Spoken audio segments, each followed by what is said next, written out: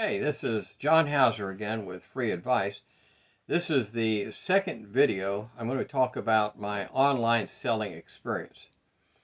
And just take a few minutes to tell you about some of the things that I've sold. And again, please remember that the things you sell on eBay, depending on what you sell, can be just one off or what they call one up or just one of a kind. It's just one item that you found and you're happy that you found it.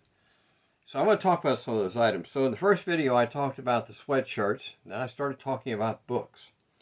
So I wanted to go on with that for just a little bit more about books.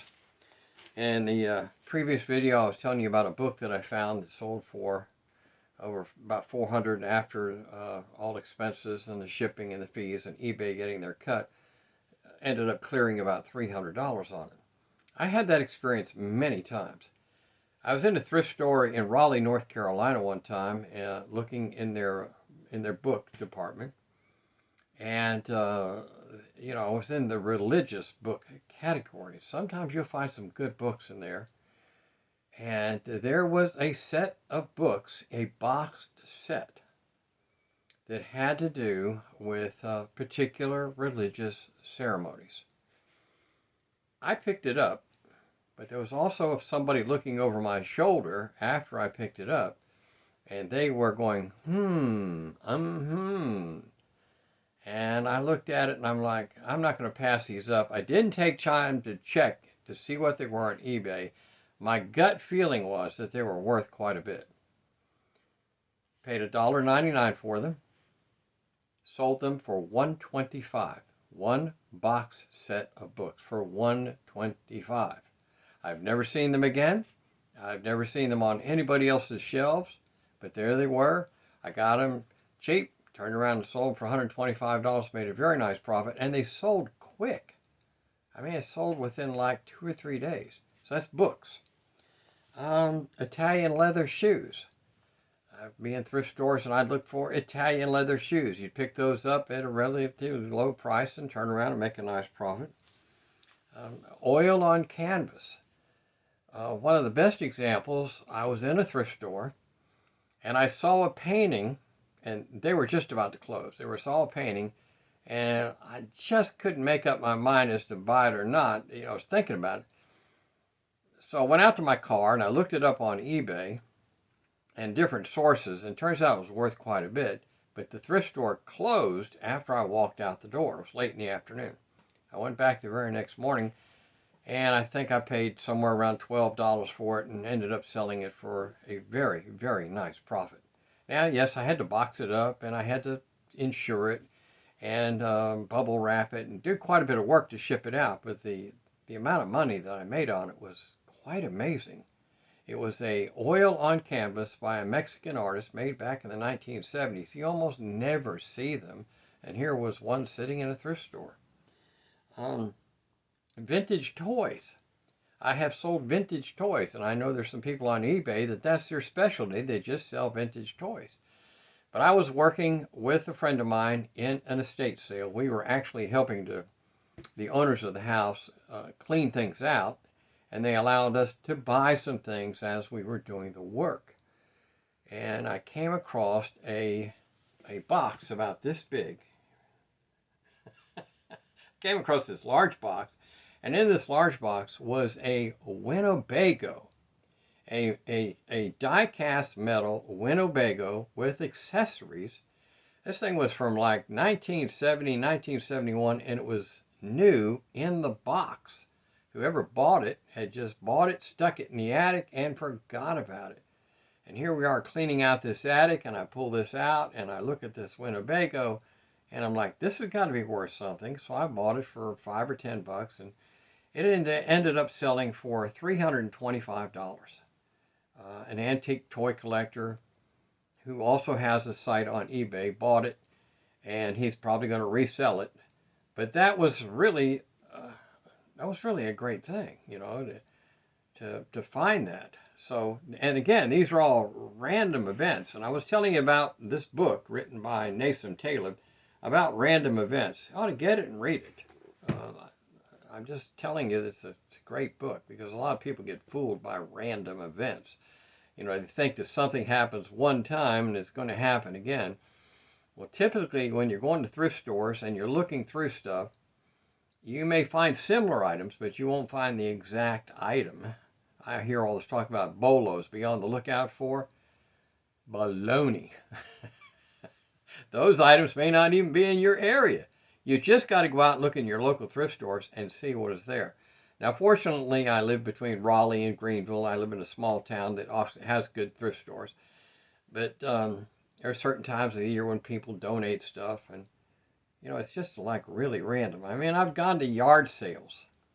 And I bought toolboxes. I bought a Craftsman toolbox, a vintage Craftsman toolbox full of vintage Craftsman tools.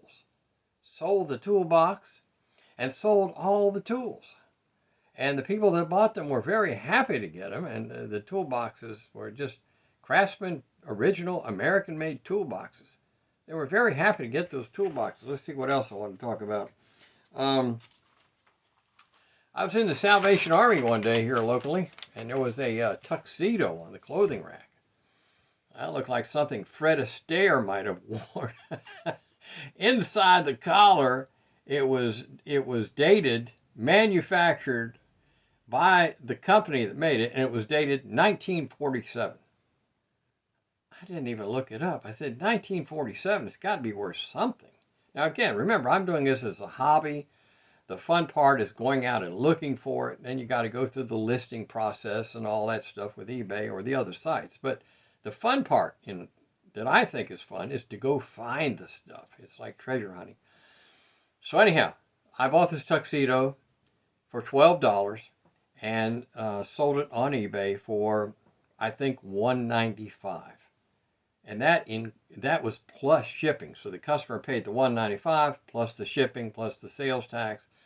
After all the eBay fees and everything that came out of it, I did very, very well. Very well. And I even put in the description the tuxedo needed to be repaired. The collar was loose. There was a little bit of almost deterioration on the inside, and then it had to be fixed. And the person that bought it, I told them when they bought it, I sent them a message. I said, now understand, this is going to have to be repaired. And they said, don't worry about it. My tailor is going to fix this tuxedo up for me so I can wear it. They bought it. They were happy. I never heard from them again. TVs. I have sold a lot of televisions, especially the small flat screen TVs with the built-in DVD player. I'm buying them for $5 and selling them for 20, 30, 40, 50, 60, depending on the model. And a lot of those I do cash and carry. I'll put them on Facebook Marketplace, advertise at a flat screen TV with a built-in DVD player. People that have campers want a small DVD in their motorhome or the camper, and so they'll buy those, and they're happy.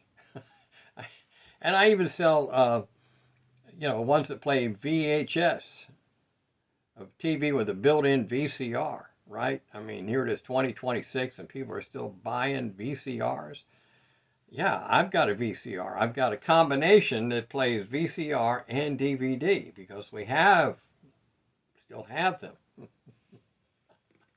I don't know why it's funny, but it's just humorous to me. But so yeah, buy those things, flat screen TVs with a built-in DVD player, or the old-fashioned TV, that great thing that weighs 300 pounds and it's got a built-in VCR VHS player into it. I bought one at the Methodist thrift store one day for $10. It's this huge television, and it had a built-in VCR. You just turned on the TV and popped the tape in and it started playing immediately. And the hard part was getting the thing out of the thrift store and getting it to my house because it was so big. I had this huge TV. Sold it for $300. Somebody wanted that TV. And so anyhow, I'm starting to have too much fun with this. By the way, I'm John Hauser, and the name of my channel, in case I forgot to tell you, is Free Advice. And some free advice I'd like to give you if you're looking for something to do part-time that you may possibly generate a little extra money. or you just want something to do because you're retired, is sell stuff. You can sell stuff. You can find stuff on thrift stores. You can go to your church thrift stores, your Goodwills. You can go to Habitat Humanity. You can go to yard sales. You can go anywhere. Contact me. I'll sell you something. Just leave a comment. Say, I'm looking for this. I'll see if I can find it for you. If you're looking for something to do, and again, this is just free advice. There's no charge for this. Just, get off your butt and go out and look for stuff. What else? Bicycles. I went into a thrift store last year, and at the end of the year, and there were two very nice children's bicycles sitting in the showroom window. I mean, these were in like new condition, brand name. $14.99 each, or $30 for both. I bought both of them, and I held them till springtime. And in springtime, children's bicycles sell good. The first bike, which was a little BMX, sold for $125. The second bike was actually a Giant, the brand Giant bike. That was a little girl's bike. It had all the little bells and whistles and tooting horn on it and the streamers hanging out. That one sold for $100. And those were cash sales. I didn't have to share the money with eBay, Poshmark, or anybody. And the reason being is I sold it on Facebook Marketplace. And on Facebook Marketplace, if you sell it as a local pickup cash, you get to keep all the money. And I like keeping all the money. And one customer actually drove 45 miles to get that little girl's bicycle because it was a brand name and it was in like new condition. And I was selling it for about half of what the department stores were selling it for. Although it was just, it was in like new condition, but it was slightly used. So cash, I like cash. Cash is good. Cash is green. Cash is leafy. Cash can feel warm. I like cash. I like to sell things for cash. And I have sold a whole bunch of stuff out of my driveway. I put it on Facebook Marketplace, and I'll advertise it. And I used to meet people, but I'm like, I'm not going to meet somebody. That's silly. I got to drive over there. What if they don't show up? I just have them come to my house. And a lot of people think that's dangerous. No, I do daytime appointments only. I qualify the person before I even say, yeah, I'll sell it to you. I specify it's got to be cashed. I specify the pickup time. And if they don't show up, no big deal. At least I didn't drive to Wendy's and sit in a parking lot and feel like some kind of a dealer, They came to my house, like those big Craftsman toolboxes. They came to my house. They bought the toolbox. They gave me cash money. And the cash money went in my pocket, and the toolbox went in their car, the bicycle went in their car. They went home happy, and I went home happy. Well, I was already at home because it was my driveway. Okay, what else? I've sold stereos. I've sold CD players. I've sold cassette tape players. If you ever find a good cassette tape player in good shape, that's vintage, they're worth an amazing amount of money. I have sold some rare CDs. I've sold records. I've sold cassette tapes.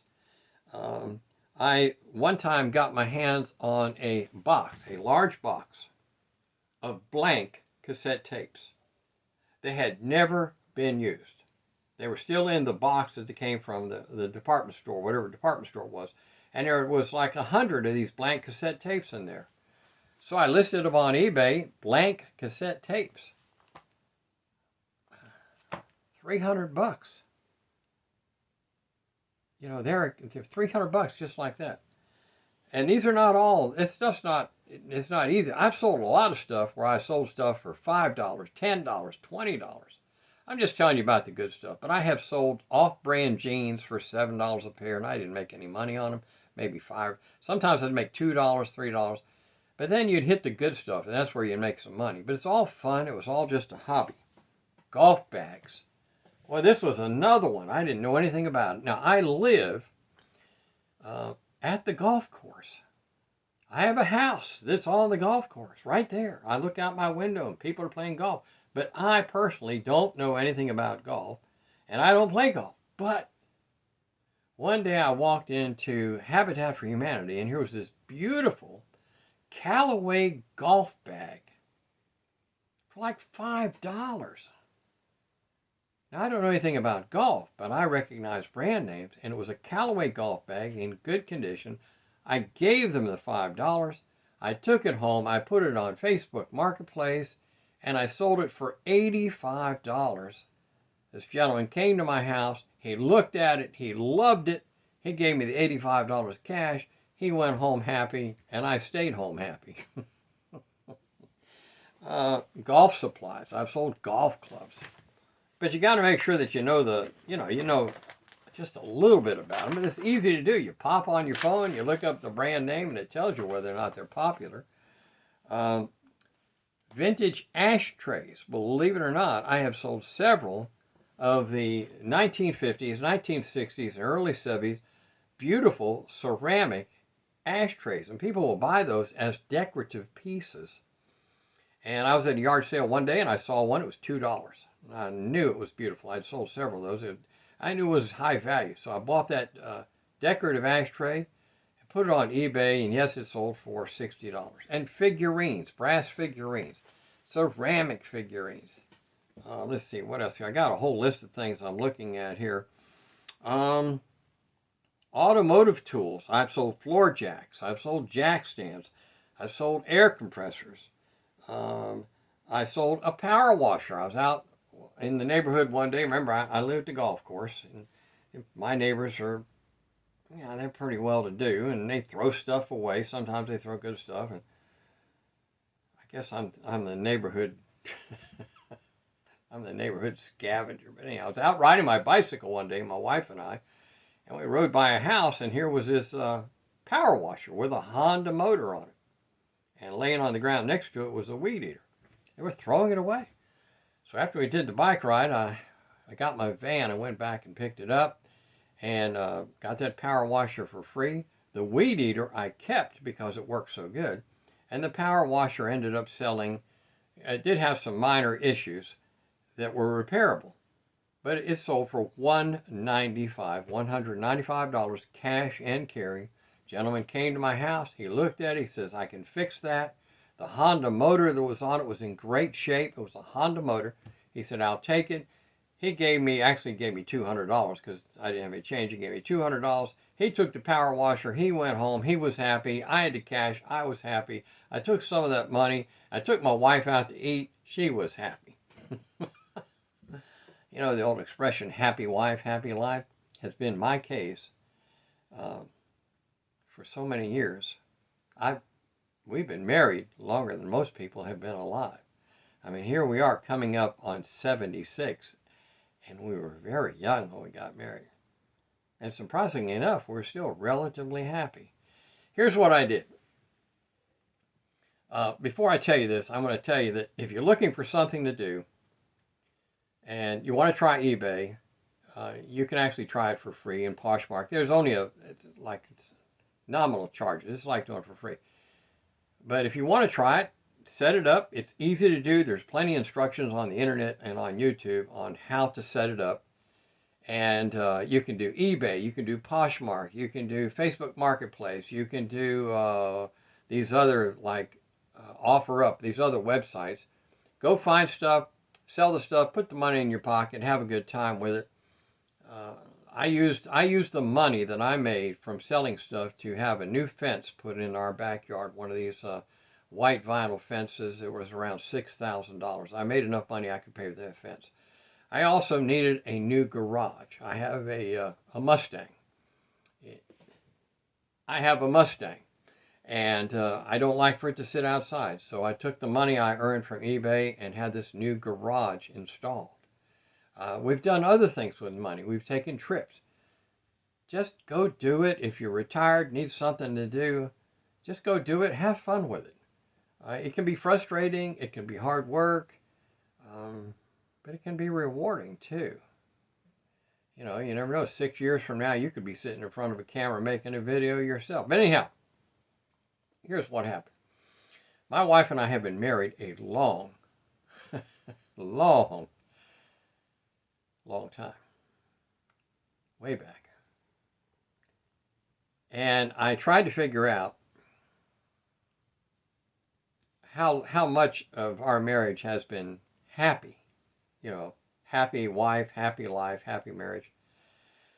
And I'm a little bit of a nerd, so I sat down one day with a calculator and a pencil and a piece of paper, and I started writing down all the happy moments that we had in our married life. Now, I'm also a Vietnam veteran, so I was gone for almost a year. I was actually gone for about 11 months. I was in Vietnam. I got pictures on the wall I'll show you sometime. So I didn't count that year because there was not a lot of happiness in that year. But I sat down and I tried to calculate all the happy moments we had, how long each happy moment lasted. Did it last an hour? Did it last 2 hours? Did it last 3 or 4 or 5 days, like when we took a cruise?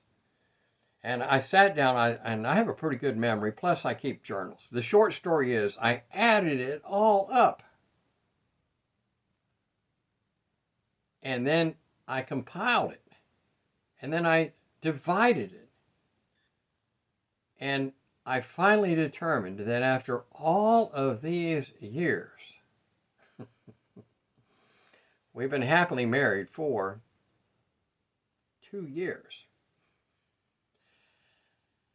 Happily married for 2 years out of more than half a century. The rest of the time, we're just happy. We just have a good time. Anyhow, thanks for watching. I know I tend to ramble a little bit, but I'm happy about it. Thanks for watching. I'm John Hauser with Free Advice, and here's your free advice for today. If you want something to do, go out and find something to do, such as eBay or Poshmark. You can take stuff in your house and start with that, or you can go out and buy a bundle of stuff and put it on these internet sites and sell it and make a little extra money. You never know, you might get to take your wife on a cruise. Anyhow, we'll push this button right here and let's see if it works.